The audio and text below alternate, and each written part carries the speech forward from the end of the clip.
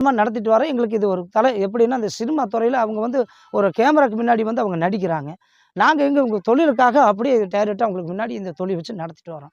ஏன்னா அவ்வளோதான் வித்தியாசம். ஏன்னா இது வந்து ஒரு கலை.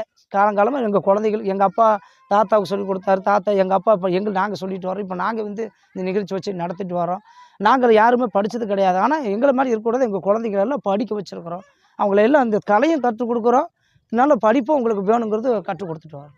டான்ஸ் நிகழ்ச்சி எப்படின்னா, இந்த டான்ஸ் நிகழ்ச்சி வந்து நம்ம நடத்துற காரணம்னா, மக்கள் வந்து கூடி வந்து நிகழ்ச்சி அந்த 8 மணிங்கும்போது எல்லாரும் நிகழ்ச்சி வந்து கூடி பார்க்கணும்.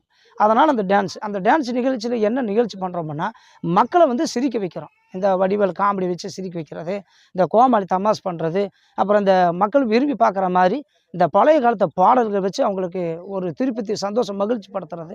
அது டான்ஸ் நிகழ்ச்சி முடிஞ்சதுன்னா, அதுக்கப்புறம் மேல பார்த்தீங்கன்னா, இந்த பறந்து பார் விளையாட்டு ஒரு விட்டு ஒண்ணு கூடு விட்டு கூடு பாயிற மாரி பார் விளையாட்டு.